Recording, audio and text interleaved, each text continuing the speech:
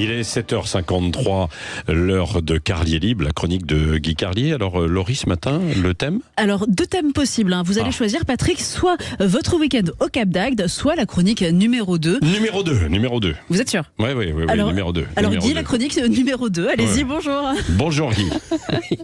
Bonjour Laurie, bonjour Patrick, bonjour à tous. C'est dommage, car ce week-end au Body Love du Cap d'Agde, on a fêté la nomination de Rachida Dati avec une soirée intitulée « Quand j'entends le mot culture, je sors ce que j'ai envie de sortir ». Bref, vous l'avez compris, un programme très alléchant, et d'ailleurs, tout le monde a été alléché. D'ailleurs, c'est la devise du Body Love, tout le monde est alléché. Mais bon, tant pis, chronique numéro 2.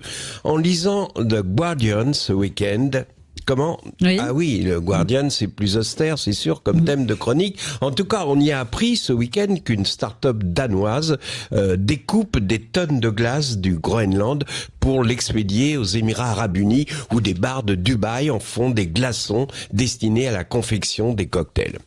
Alors, vous vous souvenez de la publicité La Vache qui rit ? On voyait une image sur laquelle la vache qui rit avait des boucles d'oreilles, sur lesquelles on voyait l'image de la vache qui rit qui avait des boucles d'oreilles, etc., etc. Vous avez compris ? Eh bien, les Émirats Arabes Unis, c'est la même chose. On a construit Dubaï, une ville dans le désert, on l'a climatisée, et on a même construit une station de ski intérieur, donc on a fait descendre la température à -5. Du coup, il a fallu chauffer les cafés d'altitude sur les pistes, dans lesquels on a été obligé du coup de mettre des frigos pour réfrigérer les boissons.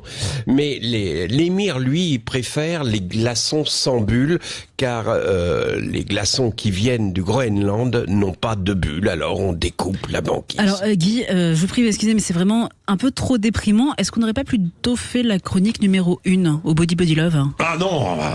Non, reprendre ses volets, vous avez choisi la une, il faut assumer, vous allez assumer l'émir à poil sous cette là-bas qui engueule son boy yéménite parce que son morito n'est pas suffisamment frais. En plus, en ce moment, on est à quelques centimètres du prochain coup de pelleteuse où un virus congelé, levé dans une dent creuse de mammouth, attend son heure. Et il va se retrouver donc dans le glaçon du morito de l'émir, d'où il lancera la pandémie ultime. Cette fois-ci, on ne la devra pas à un ouvrier chinois qui a bouffé de la soupe de pangolin ou de la couille de chauve-souris farcie servie dans un boui-boui de Hanoï. Non, l'origine de la pandémie ne sera pas non plus l'habitant d'une forêt tropicale amoureux d'un bonobo malade, mais sera due au Virgin Morito d'un émir vaniteux, trop snob pour réussir à apprécier un cocktail sans une touche de fraîcheur arctique sans bulle. Je crois que dans l'histoire de l'univers, la fin du monde fera rire dans toutes les galaxies pour l'éternité. Alors en attendant la fin du monde, les gars, n'oubliez pas d'éteindre votre box internet avant de dormir chaque soir.